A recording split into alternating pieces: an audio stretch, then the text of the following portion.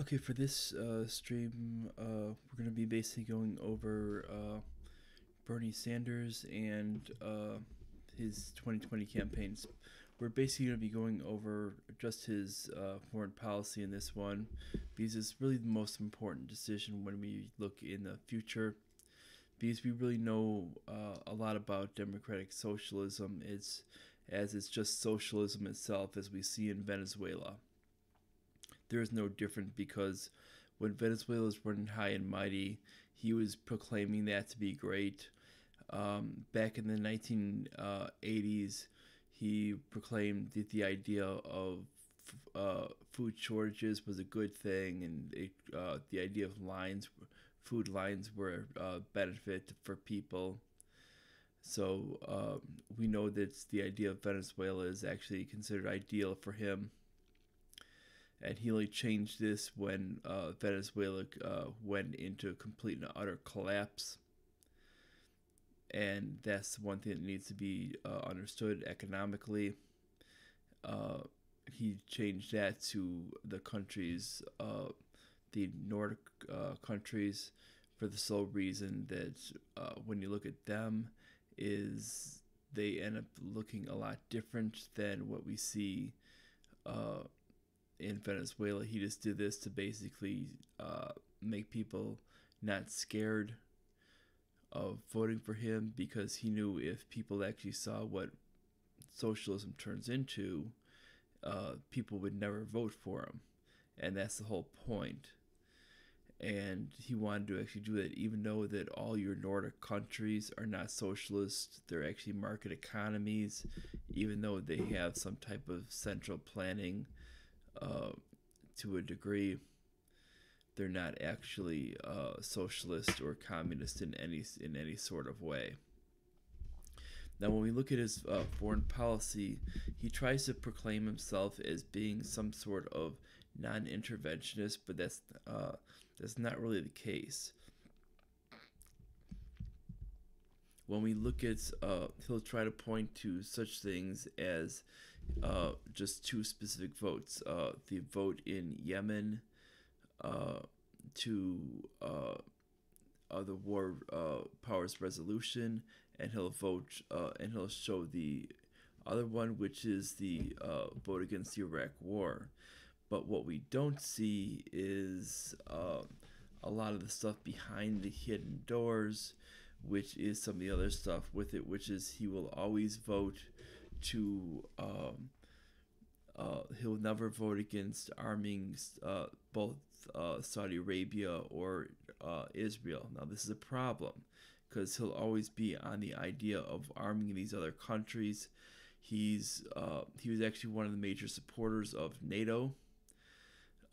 He's another one that he's even gone to the floor to argue against Rand Paul against sanctions against Russia, and stating that that doesn't shut off communication lines. Well, sanctions against Russia, when you start sanctioning them, that does cut off communication lines, because it's going to automatically cause that.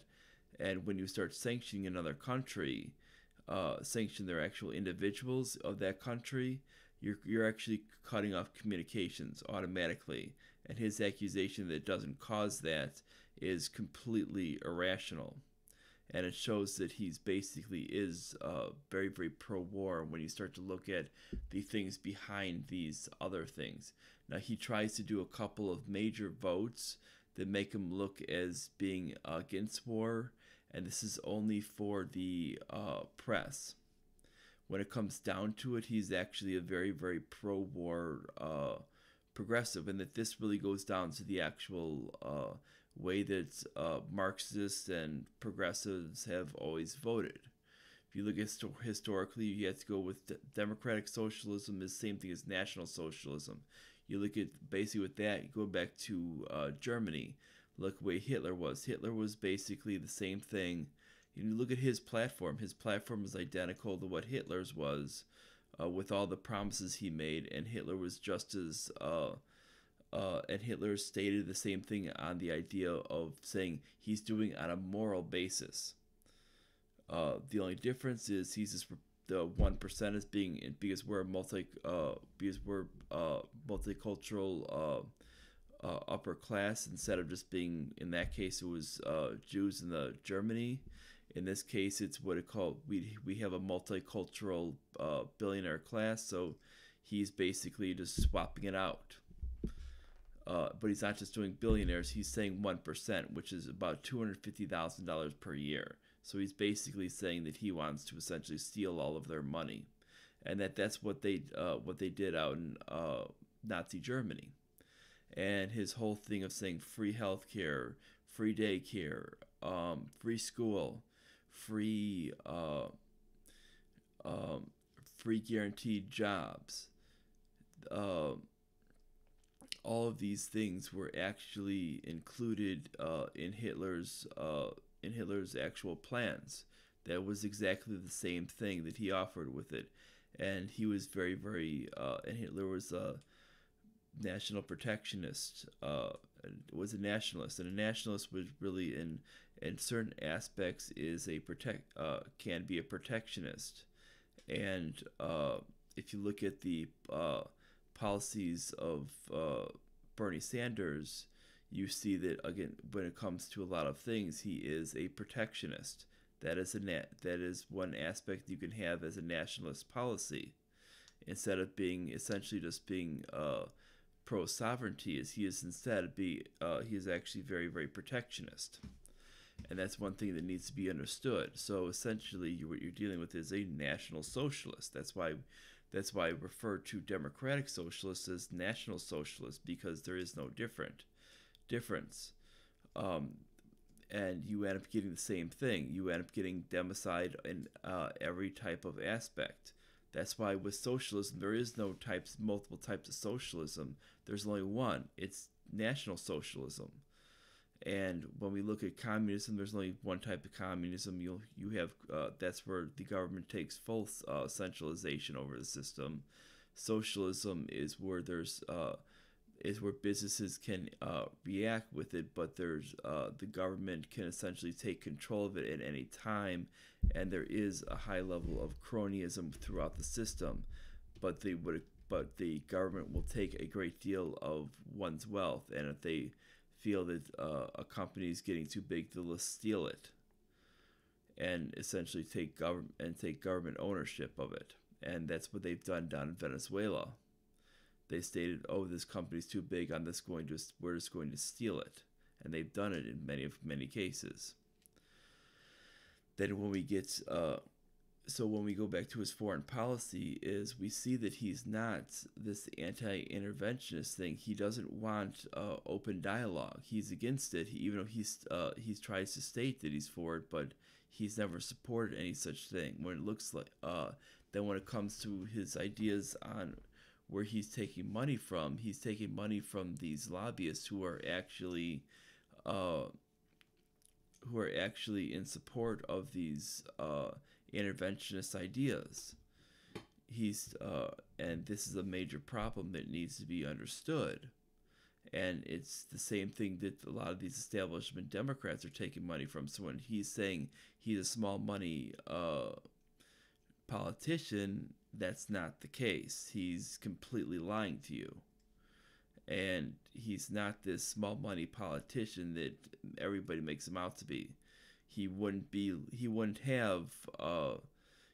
have started from basically being a beach bum to basically having 3 houses out, and basically being a hippie out in the West, to basically be like a commune where he got kicked out, to where he had no actual job because he refused to work in those communes, those hippie communes where they actually wanted you to actually do something, to get it to the point where now he's a politician and he has $3 million homes on the beach. You don't get that by not essentially appeasing to multiple big time lobbyists. That doesn't happen, and that only happens if you can actually know how to get bribed over from the right people. Because if you haven't done actually anything legitimate with your life, and you're in politics and you're doing that, and you start to gain wealth, it means you're doing something. You're basically selling out to someone. If you're not actually gaining wealth, and you're actually kind of just breaking even, it means you're actually doing the right thing, and that's not what he's doing. He's essentially a very, very dishonest man, and he's been perpetuating a lie for a long time. And when he goes out there, he tries to act, I'm non-adventurous on these things, but he's not.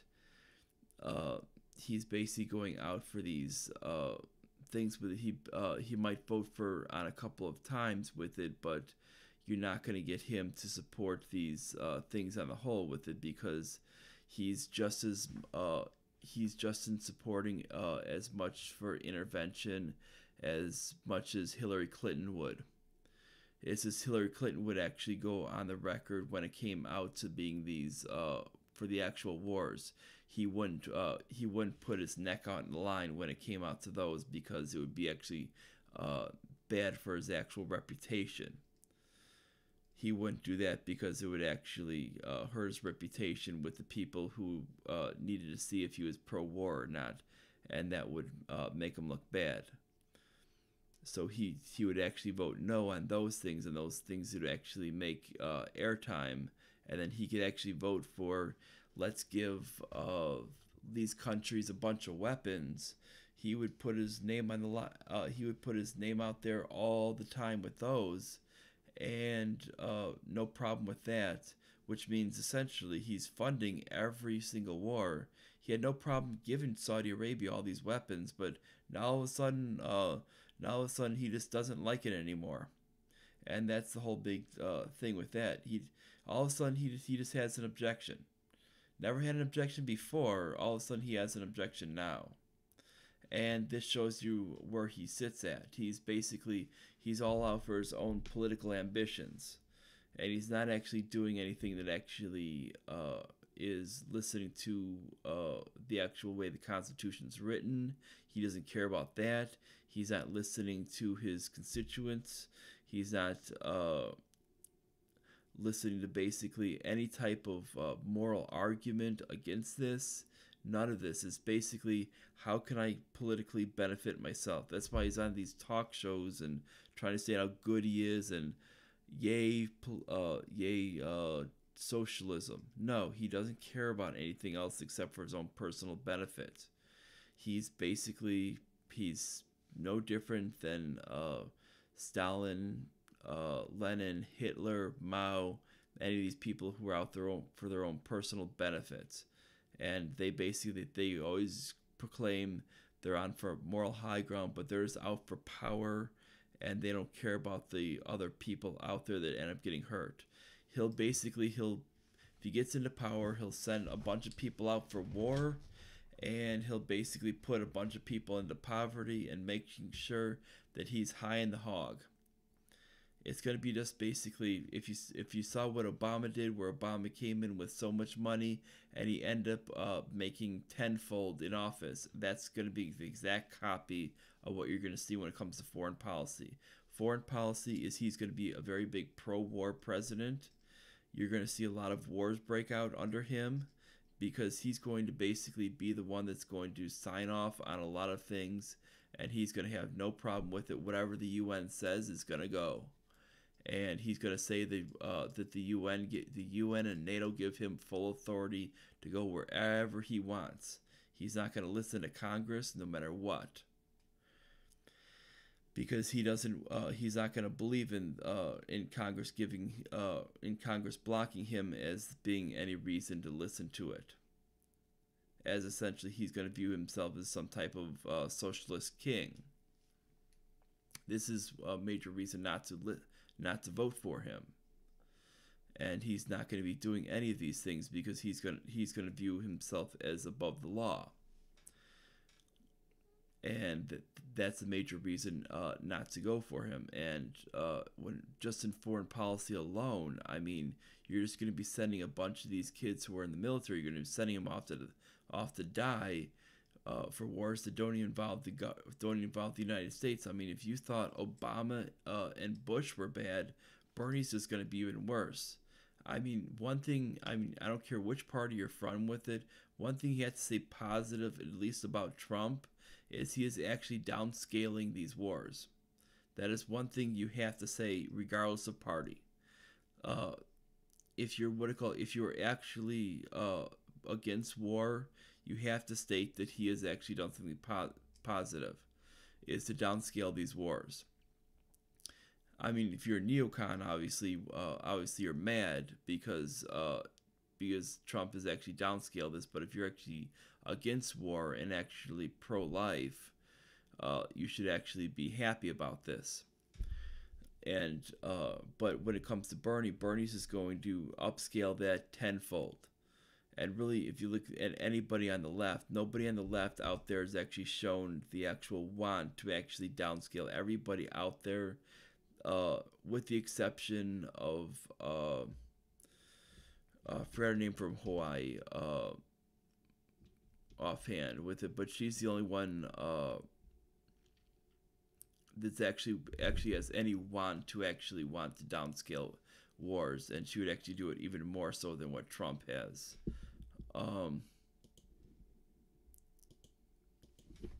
Let me get the name offhand.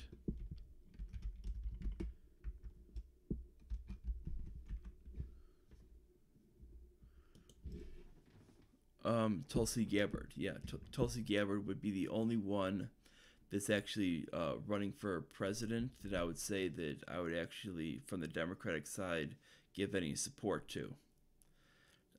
And that's even one that's Austin Peterson, one of the people that I give a thumbs up for the Libertarian Party in the last election. That I was hoping that he won. That he's even given kind of a thumbs up for on the Democratic side, because she's the only one that actually knows what she's doing. Every other one is complete and utter moron. We just have a bunch of people who are basically pro-war, and you have her who's actually like, we need to actually do something against the war, and she actually sticks out like a sore thumb because of this. And if the Democrats were actually smart, which I don't know if we can actually say that about them, if they're actually smart, when it comes to the polls, they're gonna say, "Hey, I'm voting for Tulsi Gabbard," because she actually knows what to do. She knows how to actually go out there and actually have a sound foreign policy. And if you want to actually do something positive, you would actually vote for her. Don't vote for any of these other morons. Because when you look at Kamala Harris is a bigger drug warrior than Jeff Sessions was. She would basically falsify evidence and all these other things with it. I mean, if we're talking about things, we need from their side. I'm talking about they need to basically look at something that's a little more sound to actually go after doing something that's a little more smart. And if they want to actually resurrect their party to basically lasting a few more years, they need to actually be a little more smart than Orange Man Bad. Orange Man Bad is not going to work. That's not exactly a good party slogan, and that's pretty much what they've been going for a little over 2 years, and that's been their slogan for 2 years and counting, is Orange Man Bad. That's even what the media's been doing. The media's been jumping. The legacy media's been doing this Orange Man Bad, and that's the same thing Bernie Sanders has been. Bernie Sanders. That's how he opened up his campaign. Yeah. Oh, I'm Bernie Sanders. Orange Man Bad. That's his whole thing. That's his platform. Is free stuff that we can't afford, and Orange Man Bad. What's his foreign policy? Is do exactly what Barack Obama did. Bomb a minimum of 6 countries, but Orange Man Bad. And that's basically what you're going to get out of Bernie Sanders. You're not going to get less war. You're going to get a much more, because the fact is you have to look at you have to look at a lot of stuff behind the curtain that he actually gives you. And if you start looking at who he's giving all this money to in these bills and what he's willing to do, you have to look at what he is.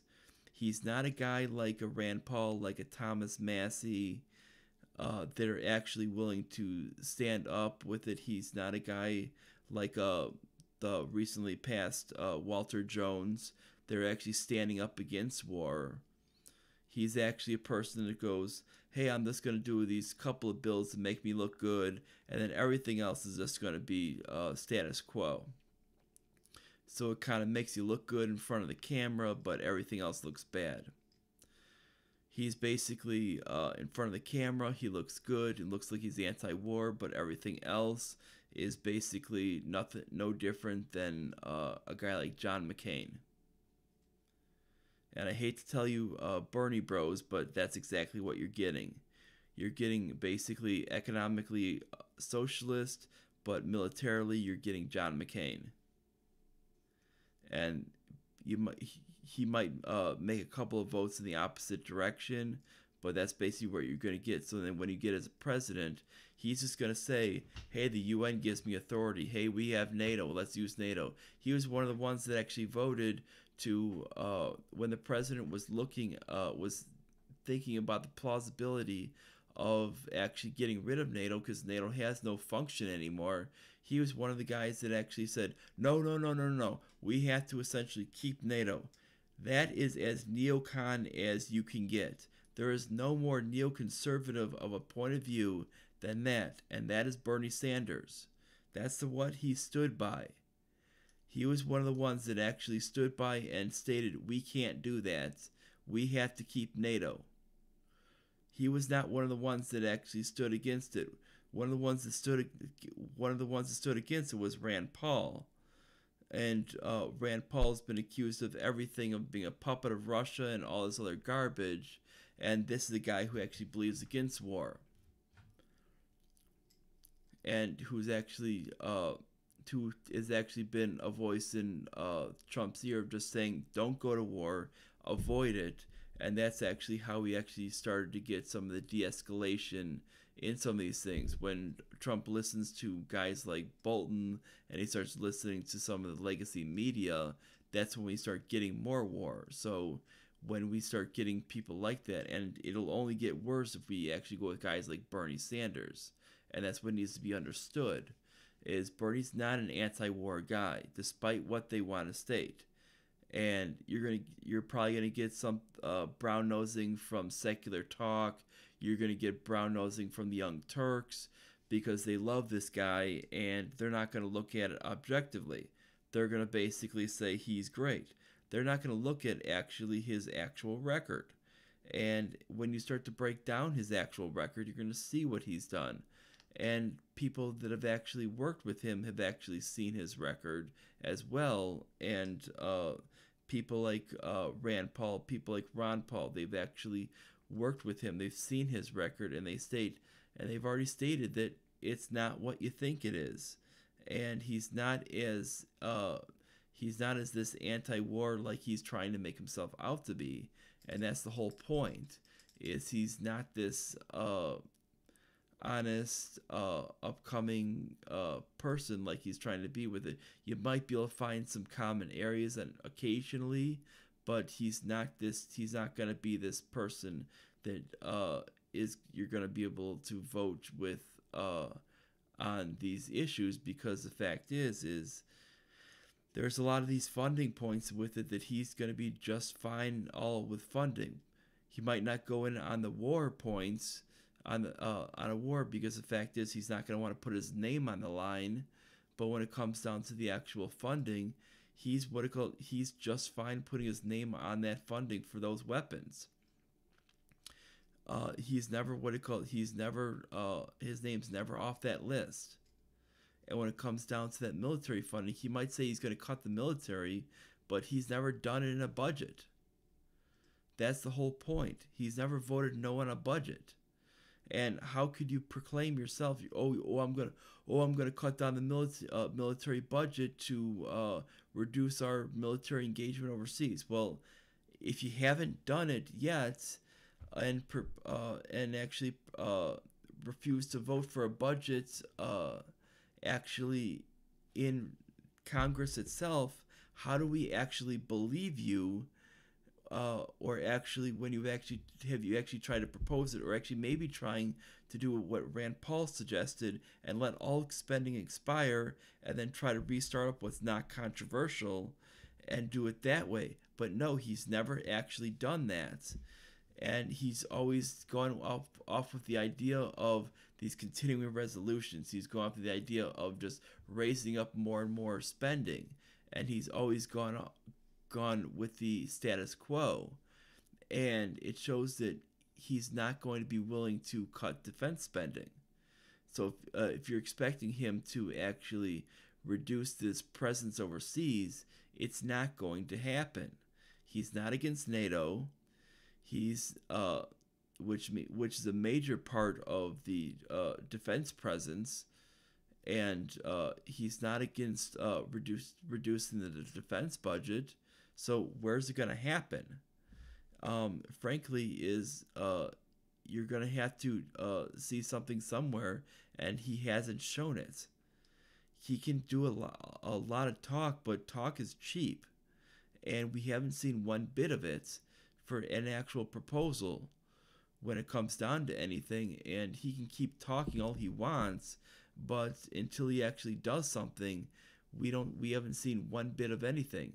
Work with the Republicans to actually, with some of these more liberty-based Republicans, to get to the expiration of funding, and let's see if we can't bring down some of this defense spending to basically bring all of our defense people home, all of our soldiers home, and put in some actual riders on the actual bills to enforce it to where bases have to be built at home, and that's the way the spending is worked, so that and actually pull out of NATO.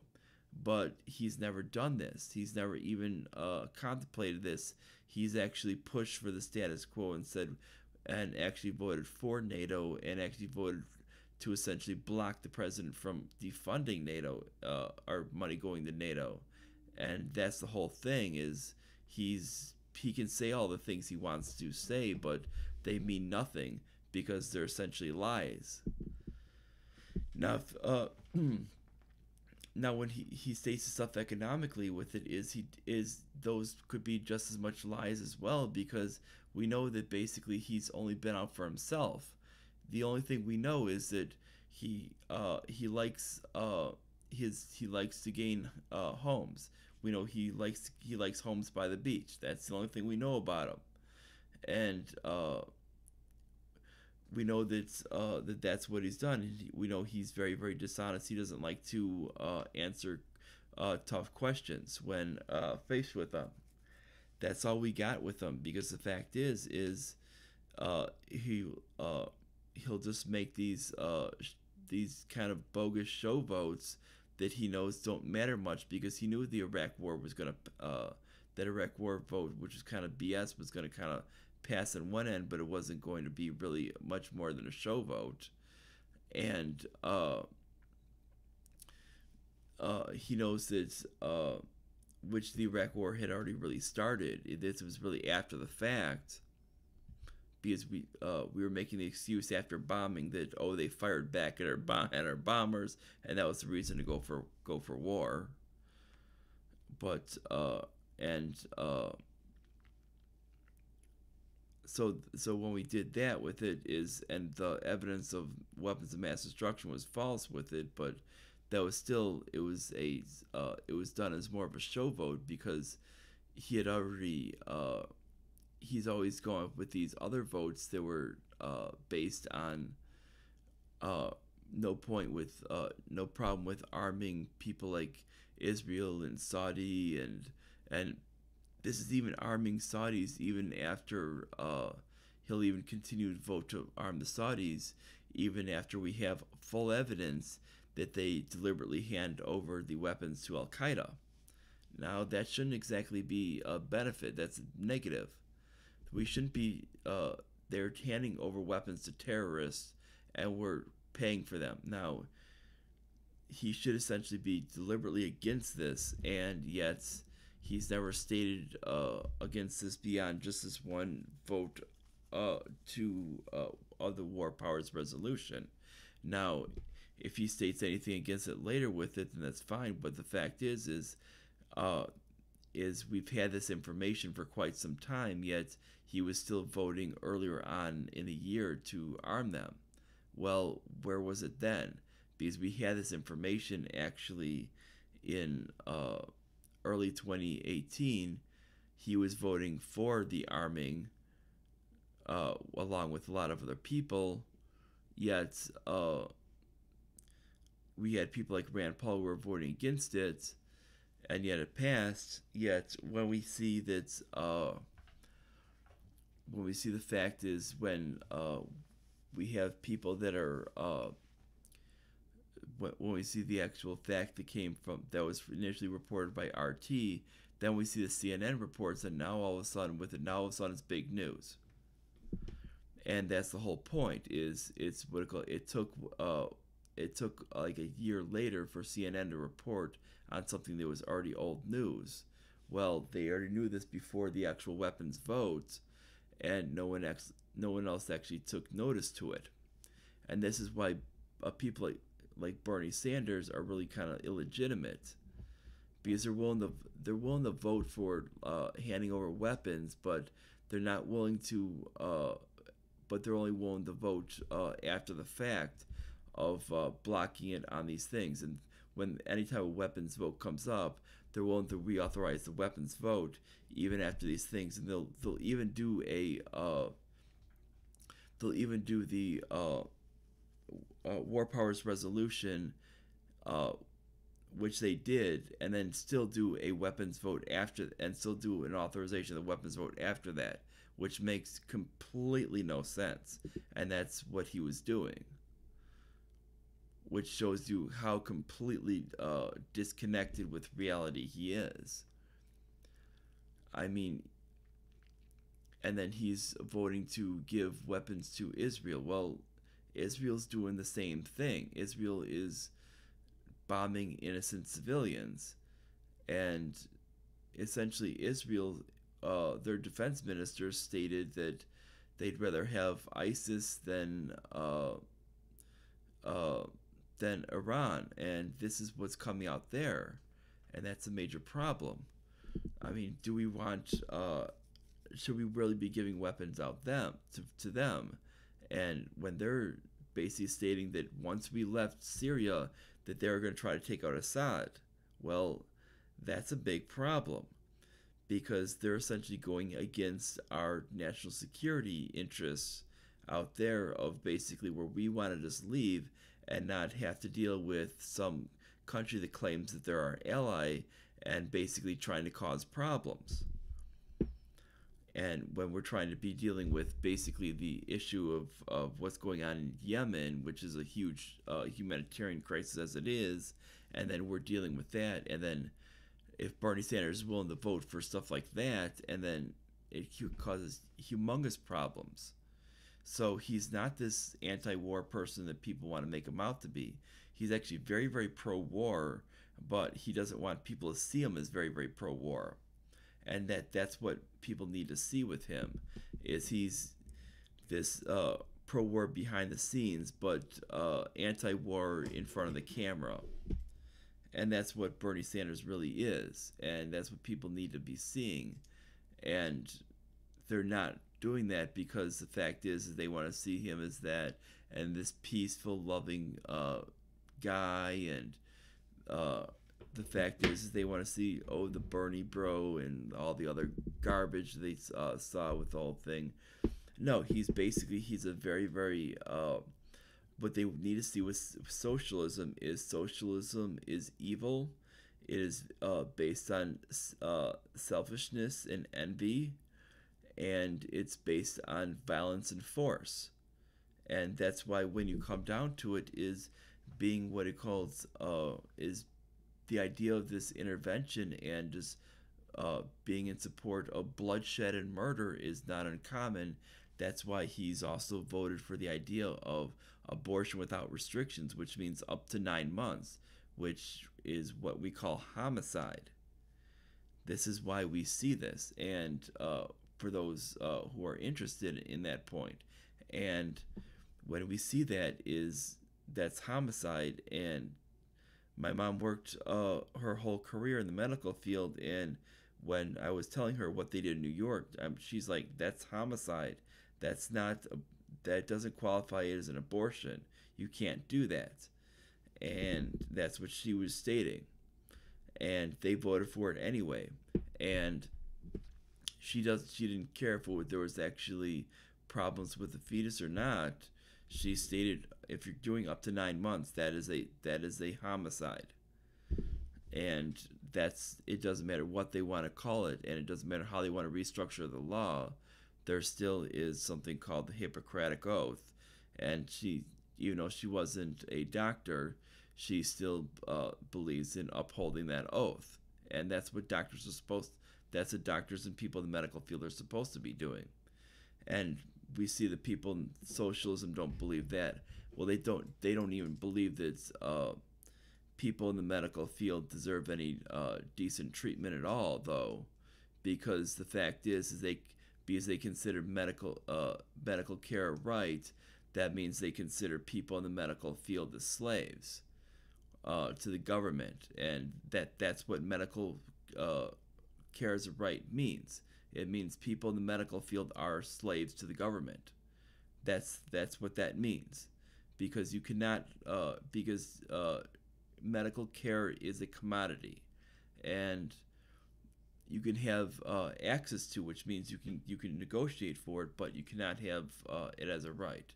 And that this is what you find with these socialists, and they don't understand any of this. And basically, when you take things by force, that's violence. And these are very, very violent. They're envious. They're evil people. And they can state whatever they want to do. They can say, "Oh, I'm a good person." No, you're not. You're not a good person. You're an evil, envious, vindictive, selfish, self-centered little brat that basically wants to steal things. You have no virtue behind you, and you're basically backing yourself behind a person that believes in all of these things that are based on violence, force, and theft. That's all it's based on. And his foreign policy will be the same. His foreign policy will be based on violence, force, and theft. No different. And me being a libertarian conservative, I believe in voluntary exchange. And that's the way things are. And we need to understand that. And that's why people like Rand Paul and Thomas Massie get into huge disputes with Bernie Sanders, and why they call him out on things. And why morons at Secular Talk and the Young Turks go, "Oh my God, I can't believe what Thomas Massie said. Oh my God, I can't believe what Rand Paul said about Bernie Sanders." Well, you should believe it because it's the truth. Because Bernie Sanders is an evil person. Flat out. He is evil. And there's no ifs, ands, or buts about it. When you're willing to use force, violence, and theft to get what you want, you are an evil person. If you follow him and believe any of his things and believe that's the way to go, you are either stupid or you are evil. Hands down.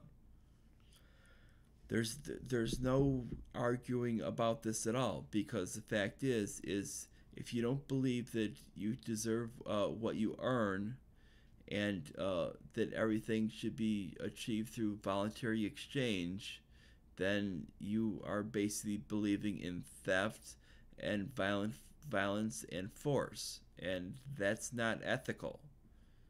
And everything should be done through voluntary exchange, not theft. This isn't basically killing each other for stealing for stealing things that you want. Now, if you like this, subscribe, click the notification bell, send this all the way on the social media, and make sure that all your friends and everybody else you can think of subscribes to my YouTube channel. And I will see you guys, well, today technically with it because how late it is, but normally be tomorrow with it. But bye everyone.